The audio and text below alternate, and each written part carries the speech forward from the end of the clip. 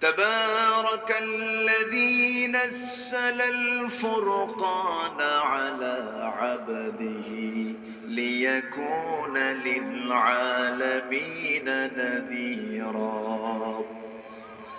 অতীব বরকতময় সেই মহান প্রভু যিনি তার বান্দাকে ফুরকান দিয়েছেন, এই কিতাব নাজিল করেছেন যেন তিনি বিশ্ববাসীকে এই কিতাব দিয়ে সতর্ক করতে পারেন। আমার নবীজি হলেন সতর্ককারী। সতর্ক করেছেন নিজ কথা দিয়া না আল্লাহর কথা দিয়া? সে আল্লাহর কথা কি ফুরে গেছে, হেরে গেছে, আছে না নাই? এটা হচ্ছে সতর্কের কিতাব। এটা কিসের কিতাব? সতর্কের কিতাব। নাই, এটা হচ্ছে সতর্কের কিতাব। এটা কিসের কিতাব? সতর্কের কিতাব। আমরা ভালো হয়ে যায়, আগুন ধরছে কেন, ধর্ষণ বেড়ে যাচ্ছে কেন, নিরপরাধ মজলুম লোকের উপরে এত জুলুম হচ্ছে কেন, যাদের কোনো দোষ নাই, সমাজের যারা শ্রেষ্ঠ মানুষ তাদের উপরে এমন অত্যাচারের স্টিম রোলার চালানো হচ্ছে কেন? অবশ্যই এগুলোর কারণ আমাদের বের করার প্রয়োজন আছে না নাই? আসুন আমরা ধীরে ধীরে আলোচনার দিকে চলে যাচ্ছি। তবে একটা কথা, সেটা হচ্ছে ইসলাম ছিল, আছে, থাকবে। আমি আপনি থাকবো না। ইসলাম নিয়ে যেই কথা বলবে টুডে অ্যান্ড টুমরো সে টিকতে পারবে না, ঠিক কিনা? দেখেন না মাঝখানে ৩-৪ মাস লাগামহীন ওয়াজ করলো একজন, মাথায় কোনো চুল নাই, ফকফকে ইন্টারন্যাশনাল এয়ারপোর্ট, কি বললো না, অনেক কিছু বললো। একটা মানুষের ধ্বংসের জন্য একটা বদগুণ যথেষ্ট, সেটা হচ্ছে অহংকার, ঠিক কিনা? আলেমদের নিয়ে যে বা যারা, আলেমদেরকে নিয়ে আজ পর্যন্ত যে বা যারা বেয়াদবি করেছে তাদের পরিণতি ভালো হয় নাই, ভালো হবেও না, ঠিক কিনা? এমন দৌড় মারলো, কানাডা গেল, কানাডায় হলো না, বোরকা পরে মহিলা মানুষ, এবার বোরকা পরছে পুরুষ মানুষ, দেখা যায়, ঠিক আছে না? দুবাই গেল, সেখানেও হলো না, এখন যে কই আছে আল্লাহ জানে। বাংলাদেশে এমন একটা সময় আসবে পালানোর জন্য একটা ইঁদুরের গর্ত খুঁজে পাবে না। শর্ত হলো আমরা কোরআনওয়ালা হব। আমরা কিওয়ালা হব? কোরআনওয়ালা। কোরআনকে আমরা মানব, কোরআনকে আমরা পরিপূর্ণরূপে মানব, কোরআনকে আমরা ফলো করব। আল্লাহ তাআলা সুন্দর করে বান্দাকে বলছেন, বান্দারে কোথায় চলে যাচ্ছ? কোন দলের পিছনে চলে যাও? কোন নেতার নেতৃত্ব ধরো? কোন দলটা তুমি করো? যে দল করে তুমি জান্নাত পাবা না, যে নেতৃত্ব মানলে পরে তোমার জাহান্নামের কারণ হয়ে যাবে, সব ছেড়ে চলে আসো। To back Islam, to back আল কোরআন। আল্লাহ তাআলা সুন্দর করে বলছেন, ফাআইনা তাযহাবুন ইন হুয়া ইল্লা যিকরুল লিল আলামিন লিমান শাআ মিন ইয়াস্তাকিম ওয়া মা তাশাউনা ইল্লা আন ইয়াশা আল্লাহু রাব্বুল আলামিন। জোরে বলুন আল্লাহু আকবার। কোথায় যাও তুমি? কোন দিকে যাও তুমি? একমাত্র তোমার পথ, তোমার জান্নাতের লাইন ইন হুয়া ইল্লা যিকির, এই জিকিরকে তুমি ধরো। জোরে বলে সুবহানাল্লাহ। এই পর্যন্ত আমরা এই কিতাবের দুটো নাম শিখলাম। কোরআন তো আছেই, আরেকটা শিখলাম হলো ফুরকান, আরেকটা শিখলাম হলো জিকির। আরেকটা কি বলেন? আরেকটা কি বলেন? জিকির। কিন্তু আমার দেশে জিকির বলতে কি বোঝায়?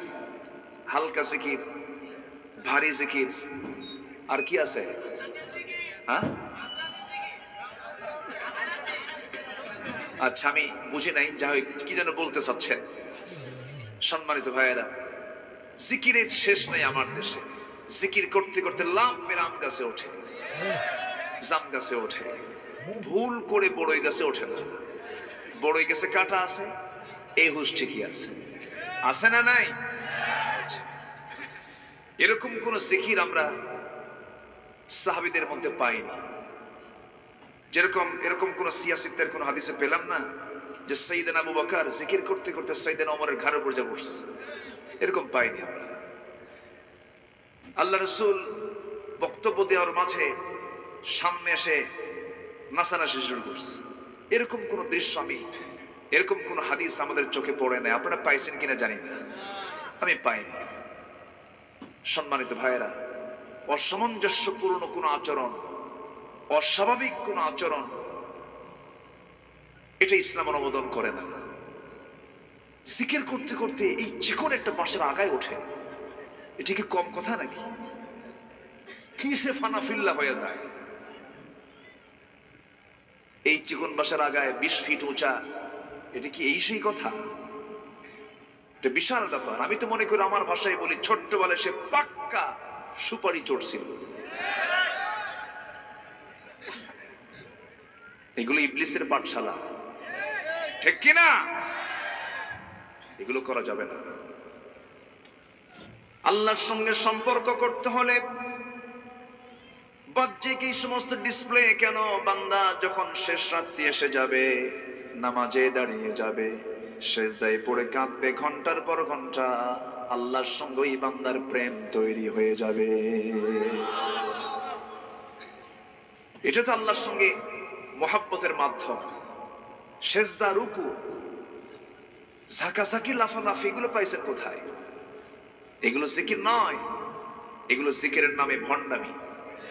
জিকিরের নামে ভণ্ডামি, এগুলো করবো না আমরা। জিকির নামাজ, জিকির কোরআন তেলাওয়াত, জিকির আল্লাহর আইনকে মেনে নেওয়া, জিকির আল্লাহর আইনকে স্মরণ করে জমিনে চলাফেরা করা। কথা বোঝা যায়? আচ্ছা, সূরাটার নাম কি বলেন? ফুরকান। ফুরকান মানে কি?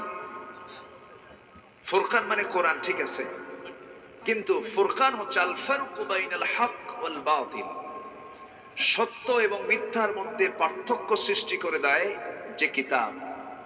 যে কিতাব পড়লে পরে সত্য কোনটা মিথ্যা কোনটা এটি স্পষ্ট হয়ে যায়, সেই কিতাবটার নাম হলো ফুরকান। সম্মানিত ভাইয়েরা, সম্মানিত বন্ধুগণ, যে কিতাবটা পড়লে কোনটা হক কোনটা বাতিল জানা যায়, আর সেই কিতাবকে আজকে নাম সর্বস্ব একটা ধর্মের কিতাব হিসেবে অনেকে গ্রহণ করতে চায়।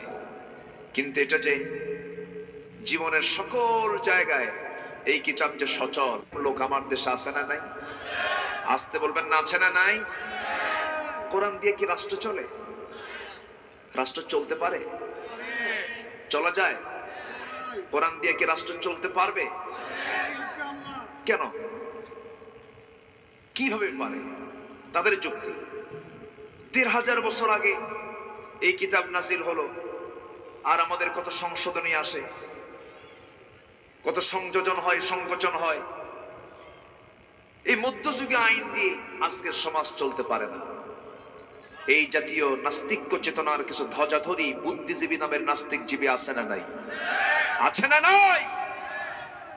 ওরা বলে যে দেশে ওয়াজ মাহফিল বেশি হওয়াতে এই দেশের পালা যাত্রা, তারপরে লোকসঙ্গীত, আর কি বাউল গান, ভাটিয়ালি, কাওয়ালি, এগুলো সব বন্ধ হওয়ার পথে।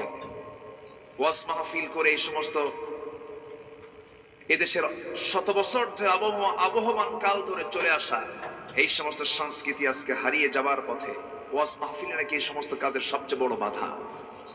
যেরকম নাউজুবিল্লাহ, কি বুদ্ধিজীবী, 16 GB, 32 GB, 64 GB, 128 GB, 256 GB বুদ্ধিজীবী। এগুলো বুদ্ধিজীবী না, এগুলো বুদ্ধি প্রতিবন্ধী, ঠিক কিনা?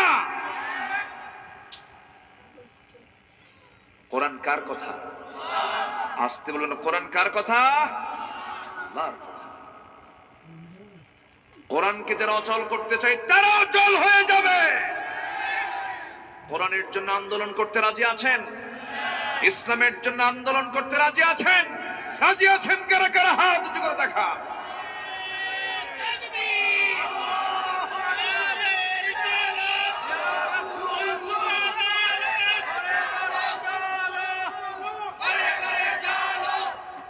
আল্লাহ তুমি সবার হাতকে কবুল করো।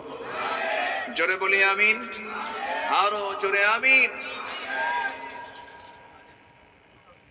সম্মানিত ভাইয়েরা, সূরা ফুরকান আল্লাহ তাআলা রাসূলকে মক্কায় থাকাকালীন আল্লাহ পাক এই সূরাটা রাসূলকে উপহার দিয়েছেন। মক্কার হাওয়া কি নবীর জন্য অনুকূল না প্রতিকূল ছিল?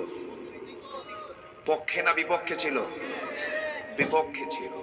মক্কার মানুষগুলো রাসূলকে নবুয়তের পর ভালোবেসেছে না শত্রুতা করেছে?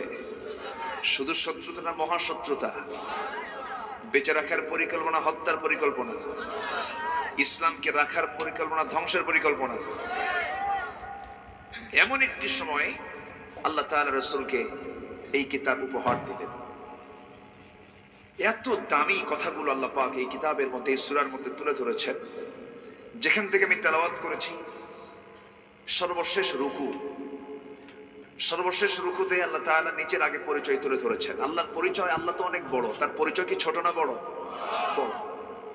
আকাশ ছোট না বড়? আল্লাহ ছোট না বড়? আল্লাহ তাআলা তার নিজের পরিচয় দিয়েছেন আগে, এরপরে পরিচয় দিয়েছেন অনুগত বান্দা কারা, আমার পছন্দের বান্দা কারা, তাদের পরিচয় দিয়েছেন। আল্লাহ তাআলা সুন্দর করে বলছেন, তাবারাকাল্লাযী জাআলা ফিস সামাই বুরুজান ওয়া জাআলা ফিহা সিরাজান ওয়া কমারান মুনীরা। জোরে বলুন আল্লাহু আকবার। অতীব বরকতময় সেই মহান প্রভু, যিনি আকাশে গ্রহরাজি সৃষ্টি করেছেন, সেখানে রেখে দিয়েছেন বুরুজ, বুরুজের মধ্যে রেখে দিয়েছেন একটা প্রদীপ্ত সূর্য, সেখানে সেট করে দিয়েছেন, আর তাতে রেখে দিয়েছেন রাতের বেলা আলো বিকিরণকারী চাঁদ দিয়েছেন। আকাশে দিনের বেলা সূর্য ওঠে, রাতের বেলা চাঁদ ওঠে। সূর্যের নিজস্ব আলো আছে, চাঁদের নিজস্ব কোনো আলো নাই। চাঁদের যে নিজস্ব আলো নেই, এটা আমরা পেয়েছি কোথায়? চাঁদের নিজস্ব আলো নেই, এটা আমরা পড়ছি কোন বইয়ে? না, আমরা বিজ্ঞান বইয়ে পড়েছি। যারা সায়েন্স পড়েছি তারা দেখেছি, পড়েছি যে চাঁদের নিজস্ব কোনো আলো নাই। সূর্যের নিজস্ব আলো আছে না নাই? আছে। আর আমি যেখান থেকে আজকে তেলাওয়াত করলাম এবং তার অর্থটা বলার চেষ্টা করছি, এখানে আল্লাহ তাআলা বলছেন, অতীব বরকতময় সেই মহান প্রভু, যিনি আকাশে গ্রহরাজি সৃষ্টি করেছেন এবং তাতে রেখেছেন প্রদীপ্ত আলো সূর্য এবং আলো বিকিরণকারী চাঁদ। অর্থাৎ রাতের বেলা যে চাঁদটা আমরা দেখতে পাই, আলো বিকিরণকারী, অর্থাৎ চাঁদের নিজস্ব কোনো আলো নেই। তাহলে বিজ্ঞান যে বলতেছে, হালে এসে বলতেছে চাঁদের নিজস্ব কোনো আলো নেই, তারা প্রমাণ করলো না চুরি করলো? এই তথ্যটা তারা প্রমাণ করেছে না চুরি করেছে? চুরি করেছে। যদি চুরি না করে থাকে তাহলে তো লেখা উচিত ছিল, ওই বিজ্ঞান বইয়ের যে সমস্ত জায়গায় লেখা আছে চাঁদের নিজস্ব আলো নাই, বলা উচিত ছিল তথ্যসূত্র সূরা ফুরকান আয়াত নম্বর 61। ঠিক কিনা বলেন? তা কি লেখা আছে কোথাও? লেখা নেই। তাহলে বিজ্ঞান যে আজকে বিজ্ঞান বইয়ে উল্লেখ করেছে, প্রমাণ করেছে, এই তথ্য কি তারা কোরআনের আগে বের করেছে না কোরআন আগে বের করছে? আমরা পেয়েছি কোথায় আগে? কোরআন। এখন বলুন, বিজ্ঞান দিয়ে কোরআন যাচাই হবে না কোরআন দিয়ে বিজ্ঞান যাচাই হবে? বলেন বলেন, কি দিয়ে যাচাই হবে? কারণ বিজ্ঞান পরিবর্তনশীল, তাদের থিওরি চেঞ্জ হয়ে যায়। এই আকাশের সূর্য নিয়ে কত গবেষণা, কত চিন্তা। সূর্য বড় না পৃথিবী বড়? বলেন বলেন বলেন বলেন। কিন্তু চোখে দেখতে সূর্য ছোট, পৃথিবী বড়। শুধু বড় নয়, এই পৃথিবী থেকে সূর্য 13 লক্ষ গুণ বড়। কত লক্ষ গুণ? 13 লক্ষ গুণ বড়। 13 লক্ষ গুণ বড় সূর্যটাকে আল্লাহ তাআলা এত সুন্দর করে আকাশে সেট করেছেন, আমাদের কাছে মনে হয় প্লেটের মতো, কিন্তু আল্লাহ তাআলা এত সুন্দর করে বানালেন। এই সূর্য যদি পৃথিবী থেকে 1 ইঞ্চি দূরে আল্লাহ পাক সেট করতেন, এই পৃথিবীর মানুষ ঠান্ডায় মরে যেত, হিমশীতল হয়ে যেত। আবার যদি এই সূর্য যদি পৃথিবী থেকে পৃথিবীর দিকে 1 ইঞ্চি কাছে চলে আসতো, পৃথিবী জ্বলে পড়ে ছারখার হয়ে যেত। এমন সুন্দর করে সেট করেছেন। আর বলছেন পৃথিবীবাসী, এই সূর্যকে আমি আলোকিত করেছি, চাঁদকে আমি বিকিরণকারী করেছি। বিজ্ঞান বলতেছি সূর্য নয় পৃথিবী ঘরে। 150-200 বছর ধরে আজ পর্যন্ত বিজ্ঞান গবেষণার উপরে আছে, ফাইনাল কোন ডিসিশন আসতে পারে নাই। অথচ আল্লাহ তাআলা সায়েন্সের সূরা, বিজ্ঞানের সূরা সূরাতুল ইয়াসিন, আল্লাহ তাআলা কত আগে জানিয়ে দিলেন সূর্য চন্দ্র কোথায় কিভাবে ঘোরে। যারা পারেন ঠোঁট মিলিয়ে বলুন, লাশ-শামসু ইয়ানবাগি লাহা আন তুদরিকাল কমারা ওয়ালাল-লাইলু সাবিকুন নাহার ওয়া কুল্লুন ফি ফালাকিন ইয়াসবাহুন। সূর্যের ক্ষমতা নাই চন্দ্রকে টপকে যায়, আবার চন্দ্রেরও ক্ষমতা নাই সূর্যকে টপকে যায়। অর্থাৎ প্রত্যেক সৃষ্টি তার নিজ নিজ কক্ষপথে পরিভ্রমণ করছে। মানে সূর্য ঘোরে, চন্দ্র ঘোরে, দিন রাত সবই তার নিজস্ব কক্ষপথে পরিভ্রমণ করছে। জোরে বলে সুবহানাল্লাহ। আরেক জায়গায় আল্লাহ তাআলা বলছেন, وهو الذي خلق الليل والنهار والشمس والقمر كل في فلك يسبحون। সব সৃষ্টি তার নিজ নিজ কক্ষপথে পরিভ্রমণ করছে। আল্লাহ তাআলা কত আগে জানিয়ে দিলেন, বিজ্ঞান এখনো জানা শেষই হয় নাই। আমার বন্ধুগণ, এই কিতাব শুধু যদি আমরা মনে করি নামাজের কিতাব, যদি মনে করি জানাজার কিতাব, যদি মনে করি শুধু হজের কিতাব, শুধু যদি মনে করি দান সদকার কিতাব, সম্পূর্ণ রং চিন্তা হবে, একটা ভুল চিন্তার বই প্রকাশ হয়ে যাবে। কোরআন তেমন একটি কিতাবের নাম যে কিতাবের মধ্যে এই দুনিয়ার যত জ্ঞান, সমস্ত জ্ঞান এর মধ্যে ঢুকিয়ে দিয়েছেন। যেরকম সুবহানাল্লাহ। ফিজিক্স, কেমিস্ট্রি, সায়েন্স নিয়ে কয়েকশো আয়াতে কোরআনে আছে। ফৌজদারি দণ্ডবিধি আছে, আইন কানুন আছে, পার্লামেন্ট নামে একটা সূরা আছে, সূরা শুরা, নির্বাচন আছে, দল আছে, সব নিয়ে এই কিতাবের মধ্যে বক্তব্য আছে। অনেকে ফতোয়া দেয়, আমার দেশের বড় বড় মুফতিরা ফতোয়া দেয় ইসলামের রাজনীতি নাই। এরকম আছে না নাই বলুন তো? আছে না নাই? আছে না নাই? আমি কি আলোচনা চালাবো? কোন আপত্তি? উঠে কেন উনি? আবার আসবেন তো? আচ্ছা, আমি কি আলোচনা চালাবো? জোরে বলি ইনশাআল্লাহ। যে বলবে ইসলামে এটা নাই, ইসলামে ওটা নাই, সে কি ইসলামকে মানলো? সে কি ইসলামকে বিশ্বাস করলো? ইসলাম কি অপূর্ণ না পূর্ণ? ইসলাম কি অপূর্ণাঙ্গ না পূর্ণাঙ্গ? যার পরিপূর্ণ অঙ্গ আছে, এটাই হচ্ছে পূর্ণাঙ্গ। একটা মানুষের মাথা থেকে পা পর্যন্ত প্রত্যেকটি অঙ্গ গুরুত্বপূর্ণ। একটা বাদ দিলে দেখবেন তার নামটা চেঞ্জ হয়ে যায়। যার পা নাই তাকে আমরা কি বলি? ন্যাংরা। আচ্ছা, যার হাত নাই লুলা, চোখ নাই অন্ধ, মাথার চুল নাই, এই তো লাইনে আসছে। আচ্ছা, এরপরে মানে এই শব্দটা আজকে আমার দেশে সবচাইতে বেশি ভাইরাল হয়ে গেছে। আচ্ছা, এরপরে যে কানে শোনে না, বয়রা, বধির, যে কথা বলতে পারে না, বোবা। তাহলে একটা মানুষের মাথা থেকে পা পর্যন্ত একটা অঙ্গ যদি মাইনাস হয়ে যায়, সে মানুষ থেকে, সে মানুষ কিন্তু অপূর্ণাঙ্গ। তার কি নাই? পা নাই। তার কি নাই? চোখ নাই। তার কি নাই? হাত নাই। তার কি নাই? পা নাই। ঠিক তেমনি ইসলাম একটি পরিপূর্ণ জীবন বিধান, এর মধ্যে একটা যদি কেউ মাইনাস করে সেখানে আর ইসলাম থাকে না, ঠিক কিনা? একটা কেউ বাদ দেওয়া যাবে না, কোনটা বাদ দেওয়া যাবে না। কিন্তু আমার দেশে ডাবল স্ট্যান্ডার্ড করে ইসলামকে মানতে চাই এমন কিছু আছে না নাই? সকালবেলা কোরআন তেলাওয়াত দিয়ে ফেসবুকে পোস্ট দেয়, বিকেলবেলা হিন্দি গান দেয়। আবার আমার দেশের অভিনেত্রীরা ওনারা হজ উমরাও করেন। এই যে মাঝখানে গেছিল যে উনি মদিনা শরীফের সামনে থেকে লাইভ করলেন, প্রিয় দেশবাসী আমাকে নিয়ে বহু ষড়যন্ত্র করা হচ্ছে, আমি এখানে মানে পরিস্থিতির শিকার, আমাকে অপরাধী মনে করবেন না। আমি পবিত্র দেশে পবিত্র কাজে এসেছি, পবিত্র উমরা পালন করতে এসেছি, সবাই আমার জন্য দোয়া করবেন।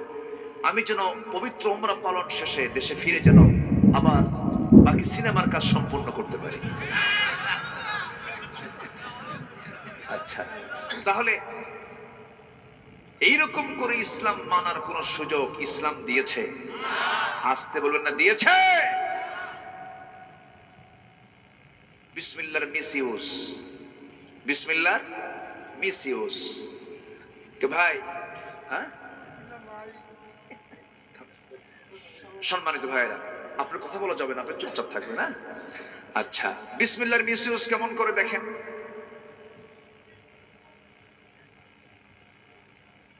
ইনশাআল্লাহর মিসইউজ কেমন করে? ইনশাআল্লাহ আল্লাহ যদি তৌফিক দেয় আগামী ঈদের ভিতরেই, আগামী ঈদুল ফিতরেই এই সিনেমা হল চালু হবে। কি কইছে? কার নাম কইছে? কার নাম কইছে? কাজটা হালাল না হারাম? কেউ যদি মদের বোতল হাতে নিয়ে বিসমিল্লাহ কয়, কোন তো মদ তো খাওয়া হারামি, আল্লাহর নাম নেওয়া তো আরো জুলুম, আরো অন্যায় হয়ে গেল, ঠিক কিনা বলেন? এটাই চলছে আজ। এইরকম করে ইসলাম মানা যাবে না। পার্লামেন্টে দাঁড়ায় বলে, মাননীয় স্পিকার, আমার ছেলে বিয়ে করেছে কলকাতায়, গাঙ্গুলি পরিবারে, আমার বৌমা খুব ভালো, এত ভদ্র, সে যখন দেশে আসে ঢাকায় থাকে, 5 ওয়াক্ত নামাজ সময় মতো পড়ে, যখন সে কলকাতায় যায় তখন সে পূজাও করে। মাননীয় স্পিকার, এটাই তো ধর্মের স্বাধীনতা। মাননীয় স্পিকার, দেখ কত মুফতি আজম ফতুয়া দিচ্ছেন। তো এই তো হচ্ছে আমার দেশের অবস্থা, যে যেদিক থেকে পারতেছে ঢালতেছে। ইসলাম কেমন করে মানার কোন সুযোগ আছে? ইসলাম কেমন করে মানার সুযোগ আছে? আবু জেহেল এমন প্রস্তাব দিয়েছিল, রাসূলকে বলেছিল যে মুহাম্মদ শোনো, ঘুম থেকে উঠে তুমি আমাকে দেখো, আমি তোমাকে দেখি, একই বংশ আমরা, পাশাপাশি ঘর, খামাখা আমরা চাচা ভাতিজা গন্ডগোল করার কি দরকার? আসো না একটু সমঝোতা করি, তোমারটা 6 মাস, আমারটা 6 মাস, কি কথা মিল? তাহলে দেখেন তো ওই সময়ের কথার সাথে এই সময়ের কথার মিল আছে না নাই? তাহলে এরাই খালাতো ভাই মামাতো ভাই, এরকমই তো। দেখো তো একটা কিছু করা যায় কিনা, একটু অ্যাডজাস্ট করে আমরা একটু মিলেমিশে থাকি। আমার নবীজি কি আপোষ করেছিলেন? আমার নবীজি কি এটার পক্ষে রায় দিয়েছিলেন? আমার নবীজির সঙ্গে সঙ্গে বললেন, যে প্রস্তাব দিয়েছেন আমাকে, ওই প্রস্তাব তো গ্রহণ দূরের কথা, ক্লিয়ার কনসেপ্ট আপনাকে জানিয়ে দিচ্ছি।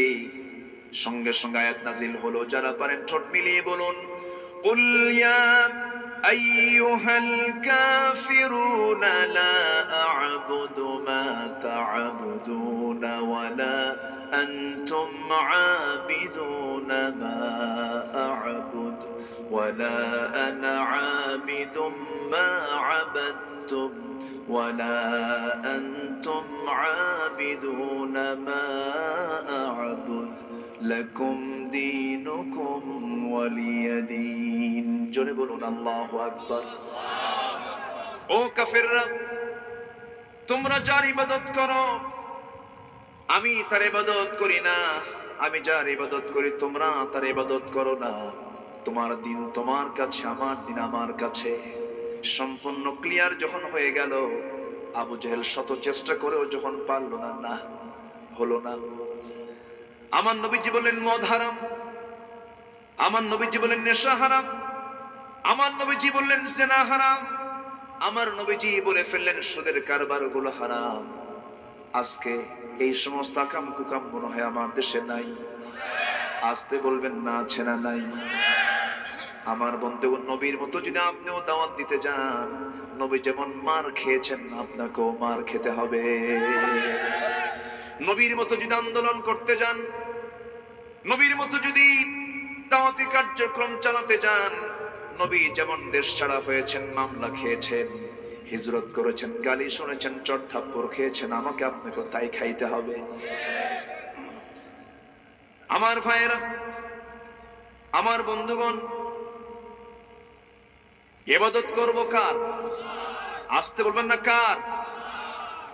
সে আল্লাহর যে ইবাদত করব সে আল্লাহ আমার এমন শক্তিশালী মহান প্রভু, যিনি শক্তিশালী আকাশের মালিক, প্রচন্ড মজবুত আকাশের মালিক। তিনি কে?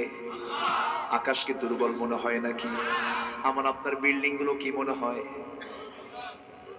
দেখেন না কি দুর্বল কয় না, সবল। খালি 10 মাত্রার ভূমিকম্প হলেই তো সব শেষ, ঠিক না? আমরা যে ছাদটা বানাই, সেই ছাদটা অতিশয় দুর্বল, একটু ধাক্কা লাগলেই শেষ হয়ে যাবে। কিন্তু আল্লাহ তাআলা তার নিজের পরিচয় দিতে নিয়ে বলছেন, দেখো আমি বিশাল আকাশ বানিয়েছি এবং সে আকাশে বুরুজ আমি রেখে দিয়েছি, গ্রহরাজি রেখে দিয়েছি, আর তাতে রেখে দিয়েছি প্রদীপ্ত আলো সূর্য। সে আলোটা আজ পর্যন্ত দিয়ে যাচ্ছে, কিয়ামত পর্যন্ত তাপ দিয়ে যাবে। একটা সেকেন্ডের জন্য কোনোদিন সূর্যের তাপ বন্ধ থাকবে না। যেরকম সুবহানাল্লাহ। এমন আল্লাহ, তার ম্যানেজমেন্ট কি, তার ব্যবস্থাপনা কি? তার ব্যবস্থাপনায় কোনো ক্লান্তি নেই। তিনি যা করেন,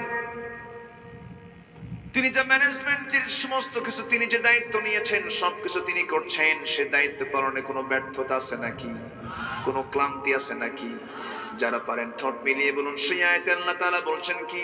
ওয়ালা ইয়াউদুহু হিফযুহুমা ওয়া হুয়াল আলিয়্যুল আযীম। সবকিছু সংরক্ষণে, আকাশ, জমিন, সাত সমুদ্র, সকল কিছুর, সবকিছুর সংরক্ষণে আমার আল্লাহর দায়িত্ব পালনে কোনো ক্লান্তি আসে না। আমার আল্লাহ এমন সুন্দর করে দায়িত্ব পালন করছেন। আল্লাহ বলছেন, বান্দারে, এই বিশাল আকাশের মালিক আমি, সূর্যের মালিক আমি, চাঁদের মালিক আমি। তুই আমাকে চেনার চেষ্টা কর, আমাকে বোঝার চেষ্টা কর। সব ভুলে যাবে, কিন্তু আমি আল্লাহ তোকে কখনো ভুলবো না, তুই আমাকে ভুলবি না। যেরকম সুবহানাল্লাহ। যখন কোন বান্দা আমার আল্লাহর দিকে 1 হাত আগায় আসে, আল্লাহ তার দিকে 10 হাত আগায় আসেন। যখন কোন বান্দা আল্লাহর দিকে হেঁটে হেঁটে আসে, আল্লাহ তার দিকে দৌড়ায় যান। যেরকম সুবহানাল্লাহ। আরো জোরে বলুন সুবহানাল্লাহ। আমার আল্লাহ এত শক্তিশালী, এত মজবুত। আমার আল্লাহ এত মজবুত সৃষ্টি করেছেন। আমার আল্লাহ এত মহাপরাক্রমশালী। তিনি আকাশ বানিয়েছেন, জমিন বানিয়েছেন। আমরা তো দুর্বল কোন প্রভুর আমরা বান্দা নই। দুর্বল প্রভুর বান্দা কিছু দুনিয়াতে আছে না নাই? আসতে কবেন না, আছে না নাই? দুর্বল প্রভু তাদের প্রভু কি দুর্বল। এরকম দুর্বল প্রভুকে মানত এক সাহাবী। রাসূলের সামনে বসে আছেন। রাসূল বলছেন, সাহাবীরা তোমরা কেউ কিছু বলবে? সামনে থেকে এক সাহাবী বলে, হুজুর আপনার ওয়াজ তো শুনলাম, আমার একটু ওয়াজ শোনেন। রাসূল বলেন, কি ওয়াজ করবে বলো? হুজুর আমার তো ওয়াজ সেই ওয়াজ না, জাহিলি যুগের কিছু ওয়াজ আছে। জাহিলি যুগে আমি এক মূর্তির উপাসনা করতাম, খুব তাকে মহব্বত করতাম, বুকে নিতাম, পিঠে নিতাম, খুব সম্মান করতাম, সৌভাগ্যের প্রতীক মনে করতাম, যেখানেই যেতাম সাথে নিয়ে চলতাম। হঠাৎ করে একদিন একটা লম্বা সফরে বের হই, প্রকৃতির চাপ আসলো। এখন আমি আমার এই দেবতা নিয়ে, আমার প্রভু নিয়ে আমি তো আর ওই কাজে যেতে পারি না। আমি এটাকে উঁচু একটা টিলার উপরে রেখে আড়াল করে আমি আড়ালে চলে গেলাম। শৌচকার্য কমপ্লিট করে এসে আমার সেই প্রভুর সামনে গিয়ে দাঁড়ালাম। গিয়ে দেখি আমার সেই মূর্তিটার মাথা থেকে পা পর্যন্ত ভিজা। তো ভাবলাম এই বুঝি রহমতের পানি। রহমতের পানি মনে করে আমি আমার জিহ্বাটা লাগায় দিলাম, লেহন করলাম। কিন্তু ইয়া রাসূলুল্লাহ, আমতা আমতা গন্ধ। আমার নবীজি মুস্কি মুস্কি হাসি দিলেন। রাসূলের সারা জীবন তার চেহারা ছিল মুস্কি মুস্কি হাসি। আমার নবীজি হাসি দিলেন, তার হাসি সাহাবীদের ভিতরে একটা আনন্দের স্ফুরণ। সাহাবীরাও হাসতেছেন, কিন্তু সাহাবীর একটা আওয়াজ দিয়ে হাসতেছেন। রাসূল বললেন, সাহাবী এরপরে কি হলো হুজুর? এই দুর্গন্ধ আমি আর সহ্য করতে পারতেছি না, এটার উৎস কোথায়, এটা আসলো কোন জায়গা থেকে? সামনের দিকে তাকায় দেখি কুকুর লেজ গুটায় যায়।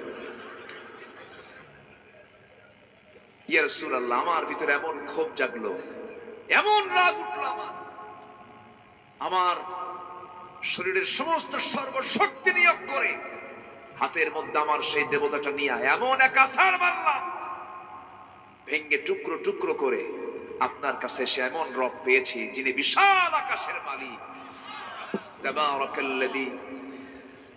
তাবারাকাল্লাযী জাআলা ফিস সামাই বুরুজাও ওয়া জাআলা ফিহা সিরাজাও ওয়া কমারান মুনীরা।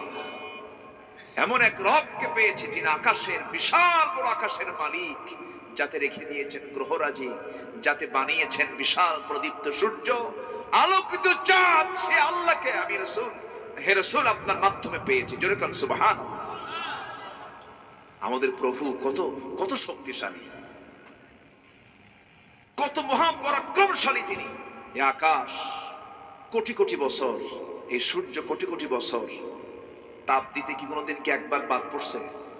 এক বেলা বাদ গেছে? আল্লাহ বলছেন, বান্দারে তোর সামনে আমি আমার পরিচয়গুলো দিচ্ছি, কারণ আমাকে না চিনলে তুই আমাকে মহব্বত করবি কেমনে? গোটা কোরআন 30 পারা, 30 পারার 3 ভাগের 1 ভাগ আমরা আল্লাহর পরিচয় পেয়ে যাই কিতাবের মধ্য দিয়ে, তাওহীদের কথা।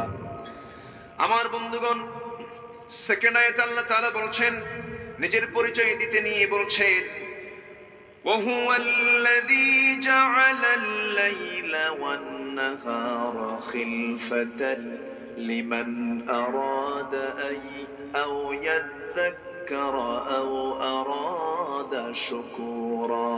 জোরে বলুন আল্লাহু আকবার। তিনি সেই মহান সত্তা যিনি রাতকে দিনের স্থলাভিষিক্ত করেছেন।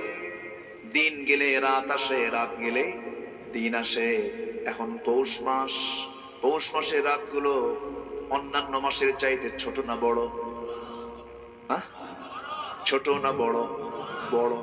এখন রাত ফুরায় না। গ্রীষ্মকালে রাত আল্লাহ তাআলা ছোট করে দিয়েছেন। এমন প্রভু তিনি যিনি রাতের মধ্যে দিন ঢুকান, দিনের মধ্যে রাত ঢুকান। তুলিজুল লাইলা ফিন নাহারি ওয়া তুলিজুন النهار في الليل وتخرج الحي من الميت وتخرج الميت من الحي وترزق من تشاء بغير حساب। জোরে বলুন আল্লাহু আকবার। ইয়া আল্লাহ, তুমি তো দিনের মধ্যে রাত ঢুকাও, রাতের মধ্যে দিন ঢুকাও।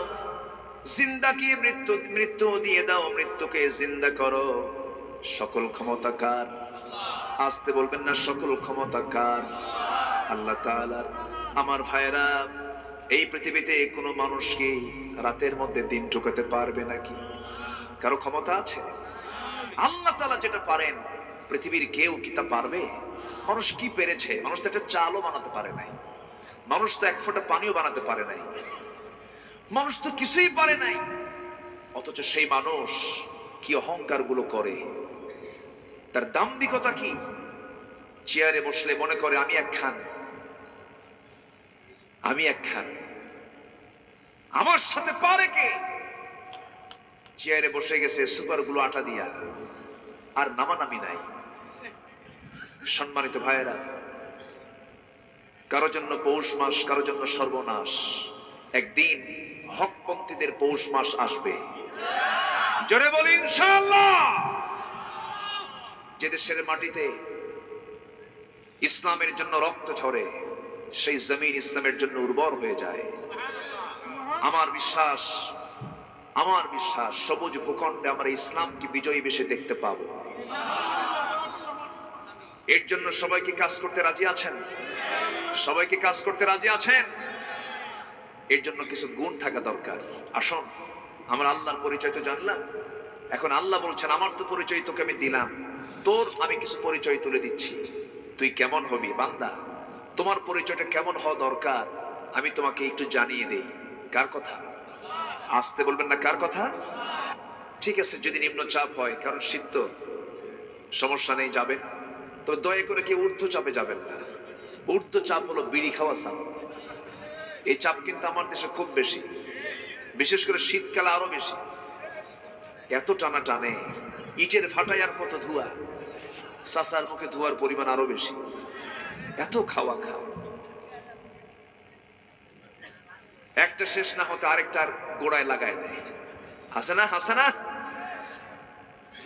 ভোলা থেকে বরিশাল আসতেছি, এক বুড়ো চাচা দেখি টুলের উপরে বসে নদীর উত্তাল তরঙ্গ দেখছেন, আর এমন টান দিচ্ছেন মনে হচ্ছে 16 বছর। চাচার সামনে গিয়ে বললাম, চাচা যে টানটা দিচ্ছেন তো এগুলো খাওয়া বাদ দিলে হয় না কে? বাবা বুঝবা না, এটার মজা বুঝবা না। এটার মজা তুমি কি বুঝবা? তুমি বুঝবা না তো, তুমি তো খাও না। তো বললাম, চাচা এটা তো আপনার লাঞ্চ নষ্ট করে দিচ্ছে কে? বাবা বিড়ি হলো উন্নতির সিঁড়ি। সেখানে আর কিছু বলার আছে? উনি একটার পর একটা ওয়াজ করতেছে, আমি আর পারলাম না, আমি চলে এলাম। সম্মানিত ভাইয়েরা, সকল নেশাকে হারাম করেছেন কে? আসতে বলবেন না, কে? আবার অনেকে প্রশ্ন করে, হুজুর বিড়ি খাওয়া কি মানে উনি জায়েজ করার চেষ্টায় আছেন? আছে না নাই? পান খান, আপনি পান খেতে পারেন, পানের কোনো আপত্তি নেই, পান রস, পান পাতা, কোনো প্রবলেম নেই, কিন্তু পানের সাথে আবার হাকিমপুরি রহমতুল্লাহ আলাইহি কেন? এখানে প্রবলেম আছে না নাই? আছে না নাই? এগুলো খাওয়া যাবে না। আল্লাহ তুমি সবাইকে নেশামুক্ত জীবন গড়ার তৌফিক দিয়ে দাও, জোরে বলি আমিন।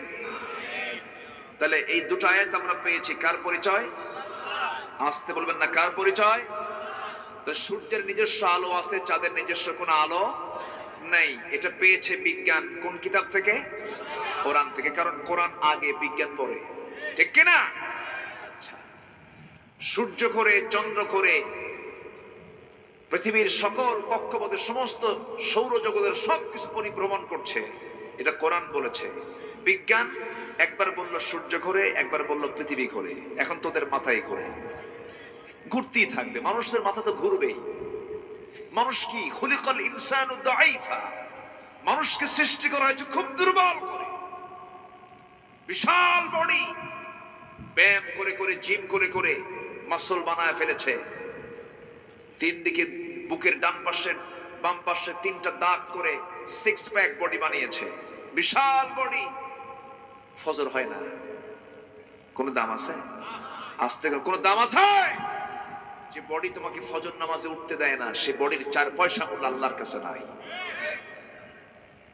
বিশাল বডি, অহংকার দেখায়, বিশাল শক্তিশালী তুমি। হঠাৎ করে তোমার পেটে ফুড পয়জন হলো, একটু ডাইরেক্ট লাইন হয়ে গেছে, 6-7 বার গেছো, একটু হুঁশ নাই, কথার আওয়াজ বের হয় না। বউ সামনে দাঁড়া থেকে কয় আম্মা, মানে মনেও না এটা বউ না মা। খুলিকাল ইনসানু দাঈফা, মানুষকে সৃষ্টি করা হয়েছে খুব দুর্বল করে। অহংকার বান্দার জন্য নয়। যখন দেখবেন কোন ব্যক্তির ভিতরে ক্ষমতার অহংকার, টাকার অহংকার, দেহের অহংকার, এই সমস্ত জ্ঞানের অহংকার প্রকাশ পাবে, ভাববেন ওর ধ্বংস খুব কাছে, ঠিক কিনা? অহংকার করবেন কে? আর বিনয়ী হবে কে? আমরা। আল্লাহ বলছেন, কষ্ট পাচ্ছেন না তো? আল্লাহ তাআলা বলছেন, বান্দা শোনো, আমার পরিচয় তো 2 আয়াতে দিয়ে দিলাম। রাতকে দিনের মধ্যে ঢুকাই, দিনকে রাতের মধ্যে ঢুকাই, আকাশে সূর্য সুন্দর করে আলোকিত করি, রাতে চাঁদ দিয়ে দেই। এই 2টা পরিচয় দিয়ে বলছেন, এবার তোমরা কেমন হবে শোনো। অহংকার তুমি করবে না, কারণ তুমি আকাশের চেয়ে উঁচু হতে পারবে না, পাহাড়ের চেয়ে উঁচু হতে পারবে না, জমিনটা ডাবায় ফেলতে পারবে না। তোমার কাজটা হবে কি?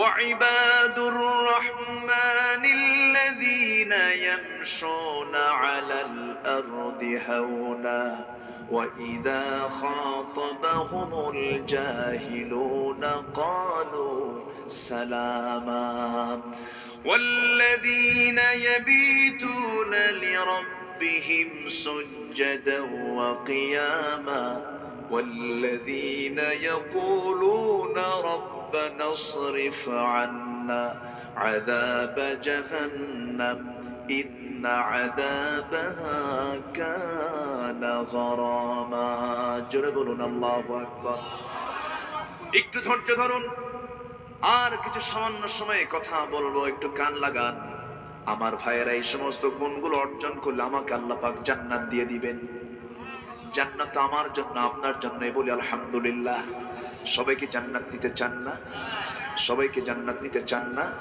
অহংকারী হব না বিনয়ী হব বিনয়ী হব আমার নবীজি বিনয়ী ছিলেন মিশুক মানুষ ছিলেন আমার নবীজির ব্যবহার আমার নবীজির উদারতা আমার নবীজির হাস্যোজ্জ্বল চেহারা ইসলাম তেমন একটি দিনের নাম যে দিনের ভিতরে একটা মুস্কি হাসি মারলেও সওয়াব পাওয়া যায় ইসলাম তেমন একটি ধর্মের নাম যে ধর্মের ভিতরে একটা হাসি দিলে সওয়াব পাওয়া যায় প্রতিবেশীর দিকে তাকালে আল্লাহ তাআলা তাকে জান্নাতের ঘোষণা দিয়ে দেন আমার বন্ধুগণ এতিমের দিকে তাকালে আল্লাহ তাআলা তার দায়িত্ব নিয়ে নেন আমার বন্ধুগণ বিনয়ী হব আমরা পরোপকারী হব আমরা উদারতা দেখাবো আমার নবীজি যদি ক্ষিপ্র মেজাজি হতেন আমার নবীজি যদি রূঢ় ব্যবহারকারী হতেন তাহলে কি হতো ফাবিমা রাহমাতিম মিনাল্লাহি লিনতা লাহুম ওয়ালাউ কুনতা ফাযযান গালিযাল কলবি লানফাদ্দু মিন হাওলিক فاعف عنهم واستغفر لهم وشاورهم في الأمر فإذا عزمت فتوكل على الله إن الله يحب المتوكلين জোরে বলুন আল্লাহু আকবার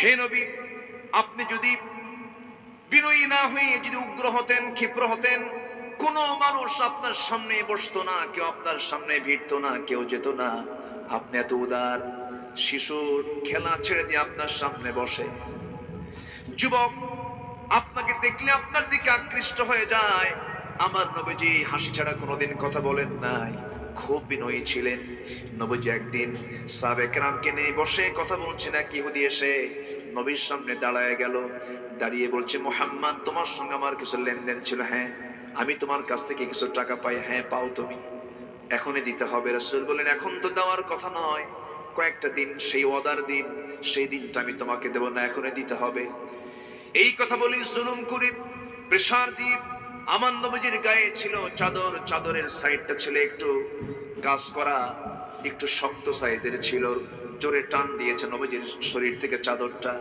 নবীজির গালে নবীজির ঘাড়ে চামড়ার কিছু অংশ ছিলে গেল লাল লাল হয়ে গেল নবীজি কষ্ট পেলেন সাইয়েদনা ওমর ফারুক সামনে দাঁড়ানো চক্ষু তার লাল হয়ে গেছে রাসূলকে লক্ষ্য করে বলছেন ইয়া রাসূলুল্লাহ আমার চোখের সামনে এত বড় বেয়াদবি আপনি শুধু অর্ডার দিবেন কল্লাটা উড়ায় দেব রাসূল মুস্কি হাসি মেরে বললেন ওমর ও আমাকে ঝ্যাংটা দিয়েছে টান দিয়েছে বোঝে নাই আমি ওকে মাফ করে দিলাম জোরে কোন সুবহানাল্লাহ জোরে বলুন সুবহানাল্লাহ আমার নবীজির সামনে আরেক ইহুদি মসজিদের ভিতরে এসে উলঙ্গ হয়ে দাঁড়িয়ে দাঁড়িয়ে হেঁটে হেঁটে পেশাব করতেছে সাহাবীরা সামনে বসা ওমর ফারুক দাঁড়ায় গেলেন তরবারি বের করে বলছেন হুজুর এত বড় বেয়াদবি কল্লাটা উড়ায় দেই রাসূল বলেন শোনো পেশাব করার সময় ডিস্টার্ব করতে না আরামে পেশাব করুন আল্লাহু আকবার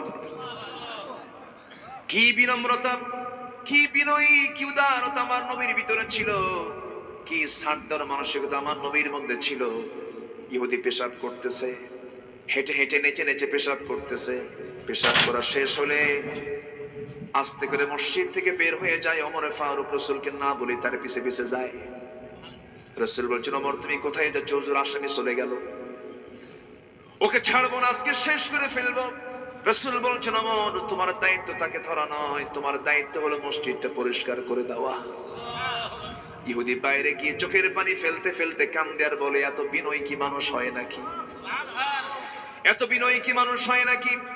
আমার নবীর সামনে হাতে হাত রেখে বলতে, স্যার দেরি না, আমাকে পড়িয়ে দেন, আশহাদু আল্লা ইলাহা ইল্লাল্লাহু ওয়াহদাহু লা শারীকা লাহু ওয়া আশহাদু আন্না মুহাম্মাদান আবদুহু ওয়া রাসূলুহু।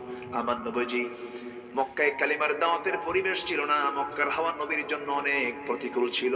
প্রথমে একটু হালকা বলেছিলাম, আমার নবীজি কাউকে জুলুম করেন নাই, কাউকে কটু কথা বলেন নাই, কাউকে চোখ রাঙিয়ে কথা বলেন নাই, কারো জমি রাইল ঠেলেন নাই, ব্যবসা বাণিজ্য করতে গিয়ে কারো ব্যবসা থেকে কোনো টাকা মেরেও খান নাই, বরং আমার নবীজি আল আমিন ছিলেন, সাদেক ছিলেন। কিন্তু আমার নবীজিকে এত অত্যাচার কেন করা হলো, এত জুলুম নিপীড়ন কেন করা হলো? রাসূল বলেছেন, শোনো ও মক্কাবাসী ও কুরাইশরা, এই দুনিয়া জান, এই জমিনে আইন চলবে ও তার দাওয়াতের একটাই মন্ত্র ছিল, আলম তারা কাইফা দারাবাল্লাহু মাসালান কালিমাতান তাইয়িবাতান কাশাজারাতিন তাইয়িবাহ আসলুহা সাবিতু ওয়া ফারউহা ফিস সামা। জোরে বলুন আল্লাহু আকবার। এই কালেমা মজবুত কালিমার দাওয়াত দেওয়া ছিল তার অপরাধ। মক্কায় দাওয়াতি কাজ বন্ধ হলো, দলীয় নিবন্ধন বাতিল, দলীয় নিবন্ধন বাতিল হয়ে গেল।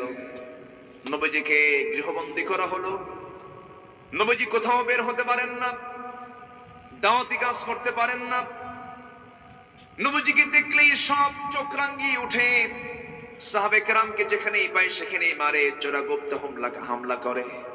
আমার নবীজি হঠাৎ করে একদিন সকালবেলা দেখতে পেলেন সাইয়েদনা আবু বকর আমার নবীজির দরজার সামনে দাঁড়ায় আছে, নাকটা বোঁচা, রক্ত বের হওয়া।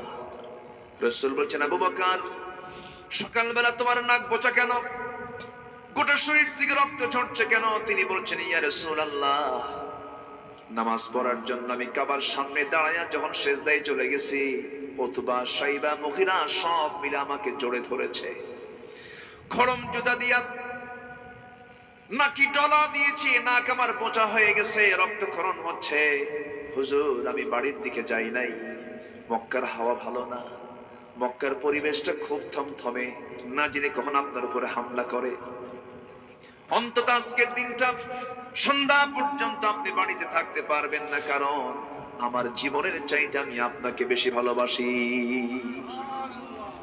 রাসূল কাস্তে করে বের করে নিলেন, চলেন আমরা মক্কার বাইরে চলে যাই। কি মক্কার হাওয়া ছিল দেখেন। যে বিশ্বনবীর সম্মান মর্যাদা আল্লাহ তাআলা এত বেশি দিয়েছেন, যার পরে আল্লাহর পরে যার স্থান, সেই নবীজি ঘরে থাকতে পারছেন না, ঘর থেকে তিনি বের হয়ে গেলেন, আড়াল হয়ে গেলেন, মক্কার বাইরে আউটসাইডে চলে গেলেন। গিয়ে মনে মনে চিন্তা করছেন, আবু বকর রক্তক্ষরণ প্রচুর হয়েছে, তুমি কিছু খাও নাই, তোমার তো কিছু একটা ব্যবস্থা করা দরকার। এক রাখালকে পেলেন, সে রাখাল কিছু ছাগল চড়াচ্ছিল। রাখালকে ডাক দিয়ে বলছেন, রাখাল তুমি আমাকে একটা ছাগি দেবে নাকি? কি করবেন আপনি? একটা ছাগি দিলে পরে ছাগির দুধ দহন করব। আমার আবু বকর না খেয়ে আছে, রক্তক্ষরণ হয়েছে, দেওয়া যাবে নাকি? রাখাল বলছেন, না দেব কেমন করে, কারণ ছাগলগুলোর মালিক তো আমি নই, আমি যদি হতাম তোমাকে দিতাম। নবীজি খুব খুশি, না হারে এই মরুর অঞ্চলের রাখালের ভিতরে ঈমান নাই, কিন্তু আমানতদারিতা আছে।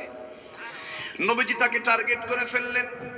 নবীজি যাকে টার্গেট করেছেন সেই তো সোনার হীরকখণ্ড হয়ে গেছে। আমার নবীজি আস্তে করে বসলেন, বসে বলছেন, রাখাল তুমি আমাকে এমন একটা ছাগি দিবা যে ছাগিটার পেটে বাচ্চা আসে নাই, যে ছাগিটার দুধ দহন কখনো হয় নাই, যে ছাগির কোনোদিন ওলানো আসে নাই, ছোট্ট একটা ছাগি আমাকে দাও তো। রাখাল মুস্কি মুস্কি হাসি দেয় আর মনে মনে বলে, এই বোকা লোকটা কি বলে। আমার নবীজির সামনে যখন ছোট্ট ছাগিটা দিয়ে দিল, আমার নবীজি ছোট্ট ছাগিটা তার কোলের মধ্যে নিয়ে নিলেন। কোলের মধ্যে নিয়ে ছাগিটার পিছনের দুই পার মাঝখানে বরাবর ওলানের ভিতরে দুটো হাত ঢুকায় দিলেন। ছোট্ট ছাগির গোটা ওলান দুধে ভরপুর হয়ে গেছে। যেরকম সুবহানাল্লাহ। আমার নবীজির হাতের বরকত আছে না নাই? আমার নবীজি নখের ইশারায় আকাশের চাঁদ দ্বিখণ্ডন হয়েছে। বুখারী শরীফ আছে না নাই বলেন? ইনশাক্কাল কামার। আমার নবীজি যখন জন্ম নিয়েছিলেন, আবু তালেব যদিও নবীজির খুব কাছের মানুষ ছিলেন, নবীজির আপন চাচা ছিলেন, আর একদিকে ছিলেন কাফের। কিন্তু কাফের হলেও কি হবে, আমি আমার ভাষায় বলি, আবু তালেব ছিলেন একজন ভদ্র কাফের। কি কাফের? ভদ্র কাফের। বেয়াদব ছিলেন না, তিনি আদবওয়ালা ছিলেন। আমার নবীজির পক্ষে সারা জীবন কাজ করেছেন সে আবু তালেব একদিন বর্ণনা করছেন, মুহাম্মদ একটা কথা বলবো নাকি? হ্যাঁ বলেন চাচা। কি বলবেন? তোমার যখন জন্ম হয়, তুমি যখন তোমার মার গর্ভ থেকে যখন দুনিয়া এসেছ, আমি তোমাকে নবজাতক 2 দিন, দ্বিতীয় দিন তোমাকে দেখেছি। আমি তোমাদের ঘরে আমি আসলাম, তোমাদের ঘরে আসার পরে আমি লক্ষ্য করে দেখি তোমার মা তোমাকে টাইম দেয় না। তোমাকে দেখলেই তোমার মা হাউমাউ করে কাঁদে, তোমার মা কাছে বসলেই তোমার জন্য কাঁদে, তোমার মা তোমার কাছ থেকে দূরে থাকে, তুমি একাকী, তোমার মা একাকী চাঁদনি আকাশের নিচে তোমাকে শোয়ায় রেখেছে। আমি লক্ষ্য করে দেখছি সেই রাত্রিতে তোমার পাশে কেউ নাই, কিন্তু আমি লক্ষ্য করলাম তুমি যখন খালি আকাশের দিকে তাকাও, ডান দিকে বাম দিকে থাকা চাঁদ লাফ মেরে ডান দিকে চলে যায়। আবার যখন তুমি বাম দিকে তাকাও, চাঁদটা লাফ মেরে বাম দিকে চলে যায়। আবার যখন তুমি তোমার হাতটা দিয়া নাড়াচাড়া করে নিচের দিকে হাতটা নিয়ে আসো, চাঁদটা নাচতে নাচতে তোমার কাছাকাছি চলে আসে। আমি কি ভুল দেখেছি নাকি মুহাম্মদ বলো তো? রাসূল বলছেন, চাচা আমার জন্মের পূর্বেই বাপ চলে গেছে, আমার মাটা বিধবা। আমি সন্তান জন্ম নিয়েছি, আমি সন্তান জন্ম নেওয়ার পর মার বড় শখ, আমি সন্তান স্বামীর কোলে উঠায় দিবেন, কিন্তু স্বামী তো নাই। সন্তান কোলে নিয়ে যখন যার কোলে উঠায় দেবে সেই লোকটা তো নাই, নিতে চান না, তার কষ্ট হয়। এই বিধবা নারী, এই বিধবা মা আমার কাছে আসতেই তিনি কেঁদে ফেলেন, আমাকে টাইম দিতে পারছেন না বলে। আমার আল্লাহ আকাশের চাঁদ আমার জন্য খেলনা বানায়া দিয়েছিলেন। যেরকম সুবহানাল্লাহ। নবীর দামটা কত, কি মর্যাদার নবী! সেই নবীকে মেয়েরা রাসূলকে মেরে ক্ষত বিক্ষত করে দিয়েছে। আমার নবীর জন্ম হয় নাই, সিরাত গ্রন্থে এসেছে। সেই দিন দেখলাম এক কিতাবের ভিতরে আমার নবীজির মা আমেনা তিনি যখন সন্তানকে পেটে লালন করছেন, পেটে ধারণ করছিলেন, সন্তান পেটে নিয়ে যখন তিনি বাইরে যেতেন, যে রাস্তা দিয়ে যেতেন সে রাস্তায় সুগন্ধে ভরপুর হয়ে যেত। আমার নবীজির দাদি অর্থাৎ মা আমেনার শাশুড়ি সন্দেহ করলেন, আহারে আমার বৌমাটা বিধবা মেয়ে, বিধবা একজন মহিলা, সে কেন পারফিউম ইউজ করে? বাইরে যেতে তো পারফিউম ইউজ করা ঠিক না। মেয়েরা বাইরে যখন বের হবে সেই সময় তাদের সুগন্ধি ব্যবহার করা উচিত নয়। সে কেন পারফিউম, কেন সে সুগন্ধি ব্যবহার করে? এবার তিনি ধমকের সুরে বললেন, ও আমার বৌমা, তোমার স্বামী দুনিয়া থেকে বিদায় নিয়েছেন, তুমি কেন সুগন্ধি ব্যবহার করো? মুস্কি হাসি মেরে মা আমেনা বলছেন, আমার শাশুড়ি আম্মা, আপনি আমাকে ভুল বুঝতেছেন। যেদিন থেকে আমার এই পেটে আমার বাচ্চাটা এসেছে সেদিন থেকে আমার কোনো পারফিউম ব্যবহার করা লাগে না। যেদিকে যাই চতুর্দিকে আকাশ বাতাস সব সুগন্ধে ভরপুর হয়ে যায়। আমার নবীজি যখন পেটে ছিলেন, মা আমেনা বলেন, মা আমেনা যখন কোনো কূপের ধারে চলে যেতেন, কূপের পানি তুলতে যেতেন, কূপের পানি কূপ থেকে তুলবেন, যখন তিনি যেতেন দড়ি লাগতো না। তিনি যখন কূপের ধারে গিয়ে দাঁড়াতেন, সঙ্গে সঙ্গে নিচে থাকে পানি কূপের উপর উপচে পড়ে আসতো। তার বান্ধবীরা বলতো, আমেনা তুমি চুপ করে দাঁড়ায় থাকো, আমাদের পানি তুলতে সুবিধা হোক। সুবহানাল্লাহ বলেন। সেই বরকতি নবী, সেই রহমতি নবী, যে নবীর সম্মান আল্লাহ পাক এত মর্যাদা বাড়াইয়া দিয়েছেন, যে নবীর উম্মত হবার জন্য অনেক নবী লালায়িত ছিলেন।